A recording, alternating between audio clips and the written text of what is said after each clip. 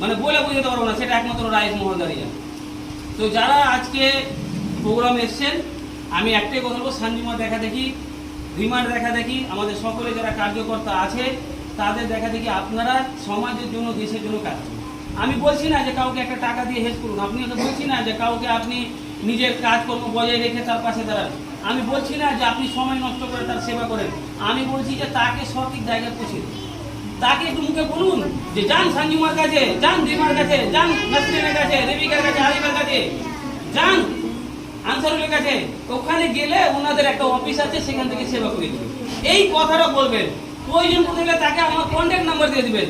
একটা contact number দেওয়াতে যদি একটা মানুষের প্রাণ ফিরে পাওয়া যায়, যদি রক্ত করে দিতে পারে ফ্রিতে, একটা মানুষ মৃত্যুর মুখে লড়াই করে তাকে নিয়ে গিয়ে যদি আমি হসপিটাল বা নার্সিংয়ে যদি তার পরিষেবা দিতে পারি, একটা মানুষকে যদি আমি ফ্রিতে ট্রিটমেন্ট দিতে পারি, একটা মানুষকে যদি আমি বড় রোগ হলে কোনো কলকাতা বা মুর্শিদাবাদ বা মালদা মেডিকেলে যদি তাড়াতাড়ি নিয়ে গিয়ে সেবা দিতে পারি, তো আপনারা শুধু মুখেই কথাটা বলবেন এখানে সেবাটা পাওয়া যায় বা কন্ট্যাক্ট নাম্বারটা দিয়ে দেবেন। এই কাজ করলেই আপনাদের অনেক নেকির কাজ আছে, পুণ্যের কাজ আছে। যে আমাদের যে চিন্তা ভাবনা, সেটা যেন পশ্চিমবাংলার পুরো ভারতবর্ষে যেন প্রত্যেকটা মানুষ যারা আমাদের সমাজ সেবার কাজ দেখছে, তারাও যেন মনের ভিতরে চিন্তা ভাবনা নিয়েছে, তারা যেন কমসে কম এই গরমের সময় এই অতিরিক্ত যে তাপমাত্রা যে বেড়েছে, কম করে এক গ্লাস জল দিয়েও একটা গরিব মানুষের জন্য পাশে দাঁড়ায়। এই চিন্তা ভাবনা বার্তাটা আমাদের ভারতবর্ষের বিভিন্ন প্রান্তে ছড়িয়ে দিতে হবে। কারণ একটা থেকে দুটো, দুটো থেকে তিনটা, আমরা অনেক বই, সিরিয়াল, সিনেমা দেখেছি যে তুমি তিনটার উপকার করো, আবার ওই একজনকে বলো তুমি তিনজনের উপকার করো, এইরকম করে পুরো ভারতবর্ষে ছড়িয়ে যাচ্ছে, আমরা সিনেমা হল দেখি। কিন্তু বাস্তবে সেটা নাই, সেটাকে আমাদেরকে করতে হবে। বাস্তবে আমাদেরকে করতে হবে। প্রত্যেকজন আজকে থেকে চিন্তা ভাবনা নেন যে আমাদের মতন 3 জন কার্যকর্তা তৈরি করবো, আমাদের মতন 3 জনকে সমাজসেবিক বানাবো। এই চিন্তা ভাবনাটা নেন, তাহলে তাড়াতাড়ি আমাদের দেশ এগিয়ে যাবে।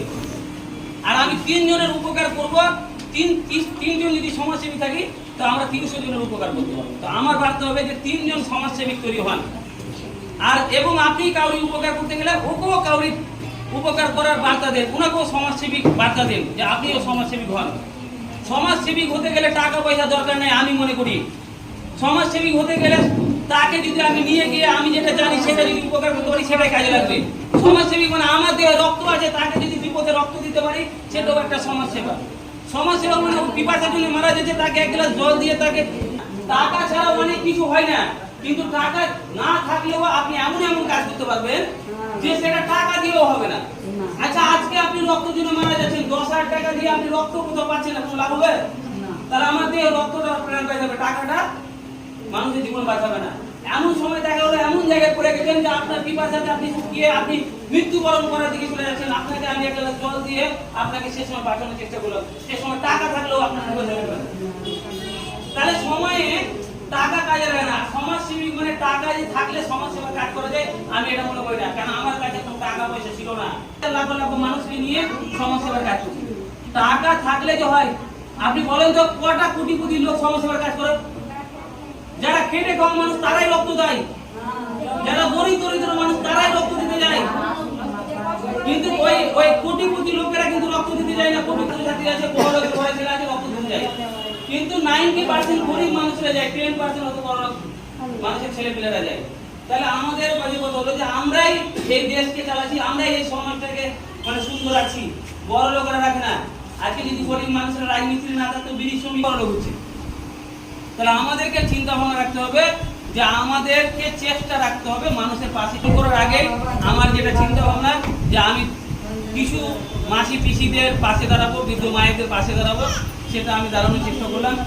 আর যারা আমাদের সোশ্যাল ওয়ার্কার রয়েছেন, যারা বৃদ্ধ মায়েদেরকে, পিসিদেরকে, মাসিদেরকে নিয়ে এসছেন, আপনাদেরকে অসংখ্য ধন্যবাদ যে এইভাবে আপনারা নিয়ে আসার চেষ্টা করবেন। বিতরণ জন্মদিন উপলক্ষে প্রোগ্রামটা আমরা শেষ করলাম। আমার এবার জন্মদিন পালনটা আমাদের সমস্ত স্টুডেন্ট কার্যকর্তাকে নিয়ে আমরা